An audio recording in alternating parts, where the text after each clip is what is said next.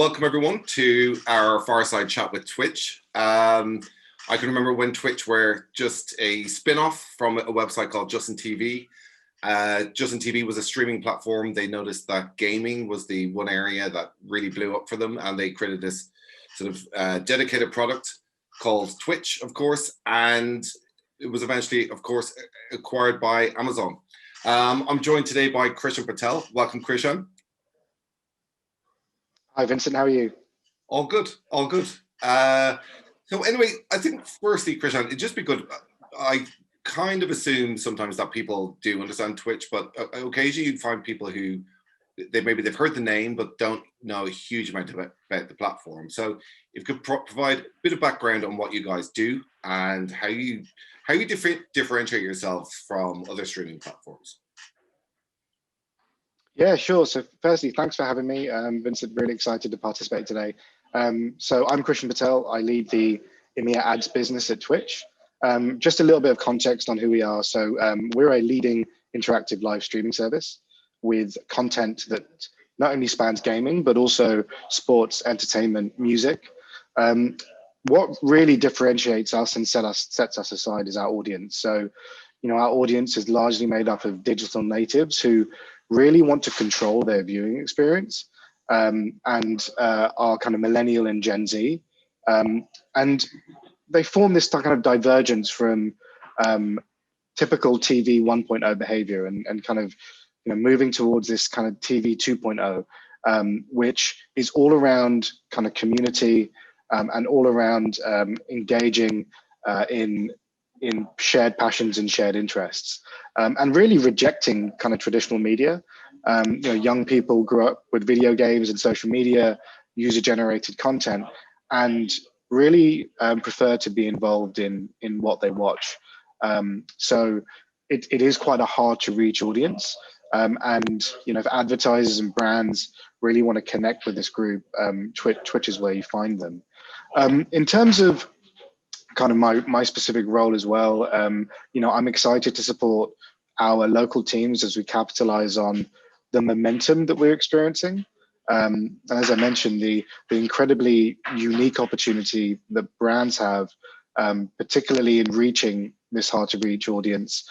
39% of our audience is not reachable via traditional TV, and 1 in 10 don't even watch TV at all. So Twitch allows you to just do that.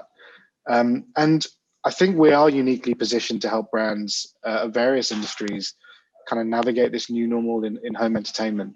But really, first and foremost, we're a community. And in terms of our community, we're an average of more than 2.5 million people any second that come together each and every day around their passions to shape their own entertainment. And Twitch is obviously owned by Amazon. We live very much in the days where all various video services are being integrated and appearing on every screen and being integrated to different devices. To what extent are you part of that wider Amazon ecosystem, and is your strategy part of that bigger picture? Yeah, I mean, we are an independent subsidiary of Amazon, but we work really closely together to super serve our community and our advertisers. So, for example, that is sometimes around features like Amazon to live stream a series of English Premier League matches on the service, or even kind of what the watch parties function, which is around giving streamers and their subscribers around the world the ability to watch Amazon Prime Video's global library of original movies and TV shows together. Yeah. And when it comes to audiences, a recurring theme that we've sort of encountered at this event, and I think it's something that comes up at pretty much every gaming event at some point, but I think it's still an important one. I think there's still a stereotype of the young male in his bedroom. What type of audience do you guys typically see on Twitch? And yeah, how diverse is it? Yeah, I think it's incredibly diverse, and it's one of the areas of myth busting we continually do. It's a great question, and I think our audience predominantly is that millennial and Gen Z audience. They're passionate and hyper engaged, while being the ad blocker generation, I think they're really embracing kind of advertising on Twitch. And as I mentioned, like the audience rejects traditional media, but they prioritize mission-driven services. So, you know, young people grew up with video games and social media, so they really prefer to be involved in what they watch. We've seen the rapid growth of multiple and diverse communities on Twitch. And you know, some of our biggest communities are female-led. So an example of that would be Pokimane in the US, or in BJ in Spain. P Queen in Turkey actually just set the UGC record for the biggest stream by a female streamer on Twitch during a political commentary stream. So the audience is incredibly diverse. And when it comes to esports, I Yeah. remember, I'd say it must probably about 7 or 8 years ago now, going into a bar in Hamburg with Kieran O'Kane from Exchange Wars. And I'd say there was about 1,000 people in this absolutely huge bar, all there to watch World of Warcraft. And even as a gamer, it took me back that such a big crowd had showed up to watch this together. But at the same time, I often wonder if esports is overhyped, and is it more a question of people are surprised that there are large audiences that tune in to watch people playing games competitively, or is the thing they're excited more about the growth potential of this and the trajectory that it's on as a future sport? If you could just give us some background on how big is esports, and how much, to what extent is it actually scaled? Yeah, I think I mean, esports is huge. I think conservative estimates suggest that global esports revenues will hit around 1.1 billion in 2021. So that's a huge number. But actually taking it within the broader gaming context, you know, gaming is estimated to represent a $142 billion industry globally, and that's larger than the global music industry, which I think is around 80 billion. So, you know, we're kind of back to that myth busting phase here, where if we think about what's happening, it's people watching, you know, the professional gamers and the best perform their favorite passions. We currently don't find that unusual when people tune in to watch their favorite sports people play football, or compete in, you know, Roland Garros or the French Open, or drive in the F1. So I think esports and gaming consumption involves watching the absolute best, you know, compete in their passion. And we've seen huge growth, and we predict that to continue to evolve. Yeah. And being a live platform, I think something that I don't know how anyone at Twitch sleeps at night, because I would be, I'm not going to make some accusation now, but I mean, in terms of having live streaming, going out with sort of outsourcing that control to creators, the live element would concern me, particularly from a brand safety perspective. Not just brand safety, but, you know, your reputation, everything. How do you manage? Yeah. How do you manage that? Yeah. Yeah, I think it's you know, the ever evolving discussion around brand safety really is brand suitability, and I think we have a duty of care to our advertiser and brand partners, but also to our community. And we want Twitch to be the safest and most welcoming place to create and participate in live entertainment. And there's risk to that. But, you know, we believe that ensuring a safe and positive experience for everyone requires setting and enforcing a standard of decency and respect towards one another that's quite unique. You know, things permissible elsewhere aren't welcome on Twitch, and our partners operate, you know, within that terms of service. So, you know, we're not a free speech platform. You know, trust and safety is one of our single biggest areas of investment as a business. You know, we doubled our safety operations team in this past year, which enables us to process reports much faster, add new tools for moderators, you know, viewer controls to control their experiences, and it's a top priority for us. But with regard to marketers specifically, I think there is a huge amount of benefit to, you know, engaging in our live leaned-in audience that can't be found elsewhere. And, you know, we account for a number of ways to maximize the benefits whilst minimizing the risks. And, you know, aside from moderation tools available to creators and viewers, brands can choose to only buy against channels that we've determined to employ the highest levels of moderation, and, you know, have no content that could be quite objectionable. But for our community, we recognize that our diverse global community has a broad range of interests and preferences, and not all the content allowed on Twitch is relevant to everyone. So we need to balance that, I think. Yeah. And when it comes to the creators, I mean, it's not so long since, I think YouTube could always dictate the terms to pretty much everyone. But they're not the only show in town now. I think there's healthy competition between the various platforms. Certain types of communities are gravitating towards other types of platforms or certain types of creators, which I think is probably quite healthy in terms of developing a market that works to the advantage of the creators. So how do you guys incentivize the creators to choose your platform over the others? Well, I think first and foremost, our priority is to make Twitch the best place to be a streamer, and for communities to find the content they love. And I think delivering on those two things, which may sound very simple, we believe will ensure our position as the leading interactive live streaming service. And just to kind of talk in specifics, in 2020, more people than ever tried streaming for the first time. I think that was around 30 million people. But not only that, like 500,000 people earned affiliate status, meaning they unlocked monetization opportunities.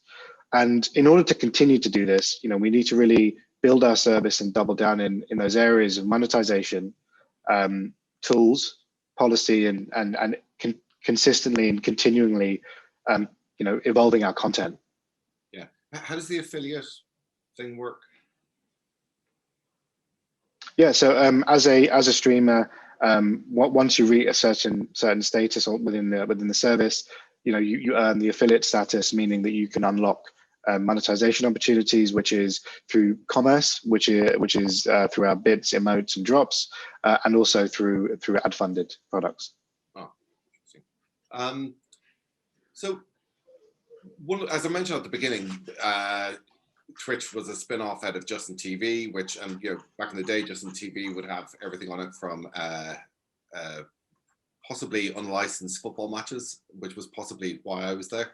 But it was a very broad church, and then you've created this sort of Twitch, which was focused on the gaming vertical. But now I think you're sort of realizing that you've got opportunities elsewhere, and you're not necessarily going into a complete reverse, but you're broadening the range of content that you're aiming to produce. So what are the areas that you're looking at beyond gaming?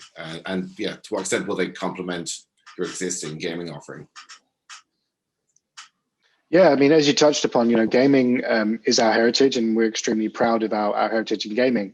And we found, now an extremely diverse set of new content and new categories, particularly in the areas of sports and music, which are two specific areas which are experiencing some significant growth at the moment. On the sports side, I think the mechanics of what makes us unique, specifically our community, our leaned-in community, is the perfect place for sports clubs, individuals, athletes, organizations to continue to connect with their fans in quite a deep and meaningful way. And practically sometimes that's just through the broadcasting of games, so like in the UK's Premier League or the NBA in the US, but it's also through the host of second screen experiences and unique formats. So an example of that would be the La Liga, which is the Basque Derby, which was streamed on Twitch in Spain, to Barcelona match analysis and eFootball, Real Madrid ladies matches and second screen community for first team games, and actually the F1 with Lando Norris, backstage at the F1 using his simulator to stream the F1 games. I think every sport has a place on Twitch, big or small, and that has the opportunity to reach a true global audience. And funnily enough, the breakout stars of 2020 were chess, literally playing games, and beach volleyball and gameplay in Germany. So that's sports specifically, but something that's dear to my heart as well is music. And music on Twitch, we have a great mix of both creators and what we call premium content. On the creator side, we have individuals who have built their entire careers on Twitch. The bar to entry in the music industry is so high, for some, and Twitch provide a real route to connect with fans and make a living. An example would be an artist called Sarada, who recently confirmed she makes nearly 5,000 US dollars a month thanks to her community. And the Linkin Park musician released 3 albums on Twitch. And really again that community and that audience, in that live environment, really kind of brings it together for both of those content categories. And where do you feel that we're at in terms of how gaming is perceived within the advertising industry? I mean, I was single a few years ago, and I the last thing I would have put on my profile was that I play games, and if I mentioned it, yep. on the date, that was just done. It was over. There is still a lot of outdated perceptions about what games are and what it represents and the type of people who play them. Do you still come up against this sort of snobbery and the outdated attitudes about gaming? Is that still a thing, or are we managing to dispel those myths? Well, we certainly don't see any snobbery or outdated attitude at all. We're actually seeing a lot of advertisers leaning in and really trying to understand. And I think there are sometimes some misconceptions about gaming that we see a huge opportunity in addressing. And I like that myth busting concept, because what we're doing right now is myth busting. And I think further to that, Twitch adds another dimension, being both live and interactive, as well as having kind of roots in gaming. And I think it is quite scary at the outset, right? It's like, how do brands participate? How do brands engage with this unique and hard to reach audience? Some of the examples of some great work we've seen recently actually is with Pringles. So, Pringles who have actually quite a long standing in gaming and engaging with that gaming audience, did a really cool activation on Twitch where Frank the Zombie burst out of the game West is Dead on Leah's Twitch channel. After the breakout, he hung out to learn about the games and all sorts of different tastes of Pringles.